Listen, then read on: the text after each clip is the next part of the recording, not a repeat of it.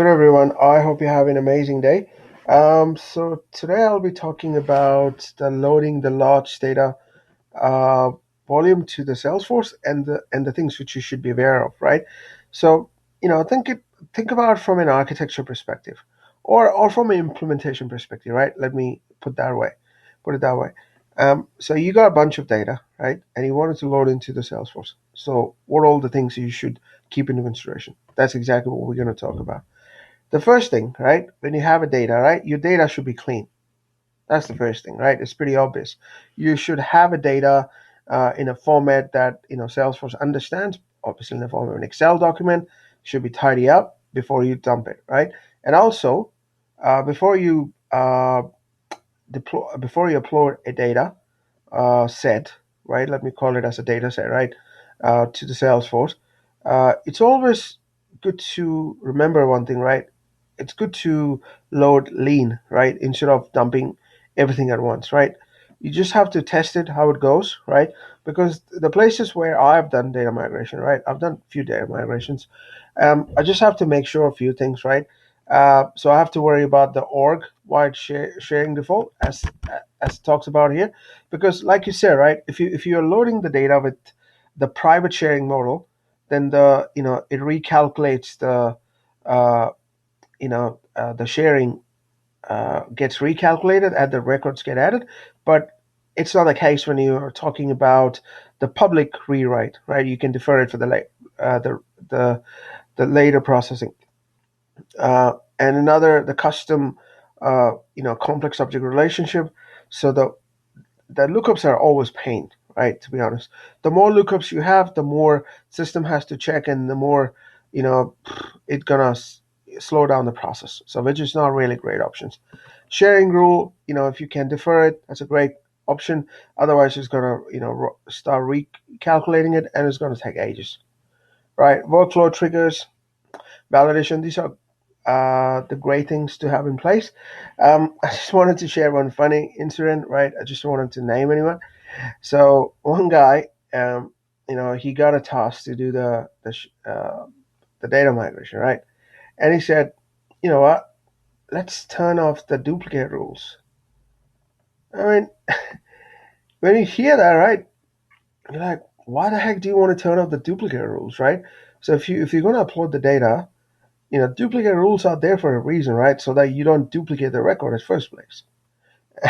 So the person don't have a good understanding of the Salesforce.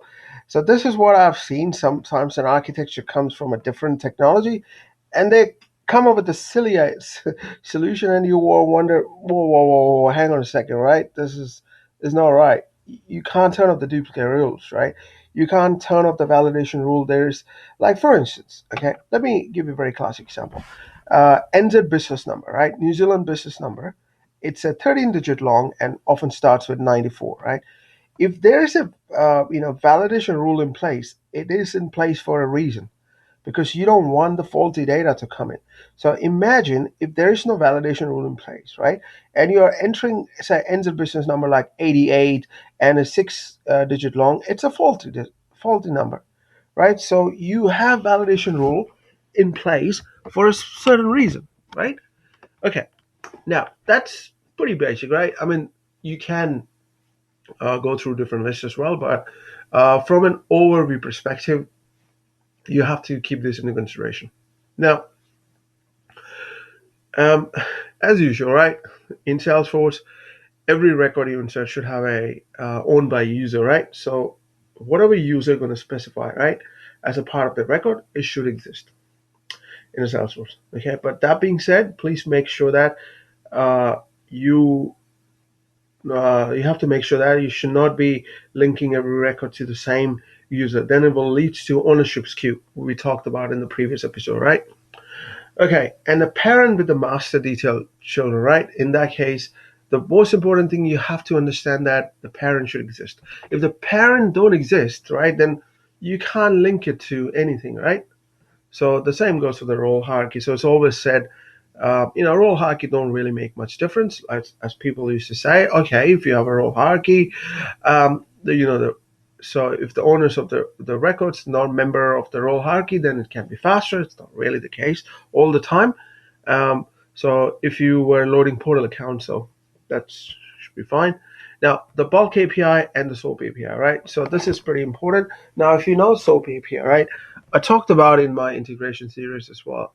If you wanted to update few hundred records, right, the SOAP API seems to be a great option, or the REST API. But if you wanted to load thousands and thousands of data, then SOAP API is not fit for the purpose, right? Or REST API. You got to use bulk API. Bulk API, a design for the bulk handling of the data, right?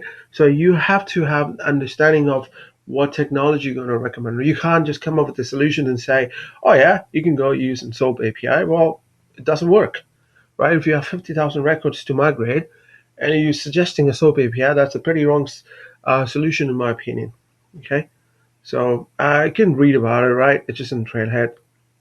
And so, like I said, analyzing and preparing data, which is initially I talked about, right, when I discussed this. Okay, now, one thing I just wanted to mention that triggers can impact loading process. And so that's why you should have a bypass trigger thing into consideration. If you don't have that, then you have to find a way to disable the trigger. I'm not saying you always have to do that, but it's just case by case scenario, right? At times, your trigger might cause an issue, right? It just started to do something else. As soon as, like on insert trigger, it might fire something else which you may not be interested. Imagine you're loading 50,000 records, just keep on firing there, right? So, um, I would try to avoid such scenarios. So you need to have a bypass trigger strategy in place. If you do not have a framework in picture, or if you haven't implemented the framework in picture, you can't pretty much use, um, you know, just to, the same. You can't disable the trigger in an easy way. So you have to figure out a way how you can disable it, and you can't load the data in a production time, right? Because it will impact other user operation as well. So you have to understand all of this consideration. That's why I always recommend to have a framework in place, right? You have to think for the future. I mean, most of the companies are pretty short-sighted. They say, "Oh, okay, I'm getting a cheap resource. Let me implement this trigger." And the developers they hire like mostly grads. I mean, I'm not having anything against grads. Some of the grads are pretty awesome. I work with, but I'm just saying, right? If someone who do not have an understanding, right, like big shop, big vendors, right? The problem with the big vendors, right? They go with the name, right? And they're I mean, if I have to do business with them, I'm pretty much skeptical about doing business with big vendors because they go and hire the grad and they leave on their company reputation to sell the stuff, right? It's a politics. I mean, let's be honest with you. That's why I'd say that over the course of time, as AI take over, right, most of the things will be nullified, right? Because artificial intelligence can figure out things by itself. I'm really excited for the future though, but that's besides the point. Sorry, I digress.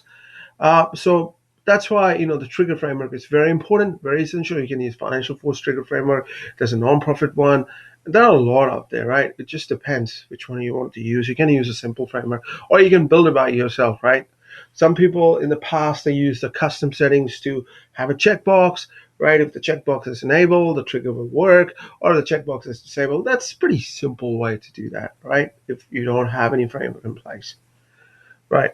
So and once the post processing, right? After post processing, you have to look at like the sharing rules, recalculations.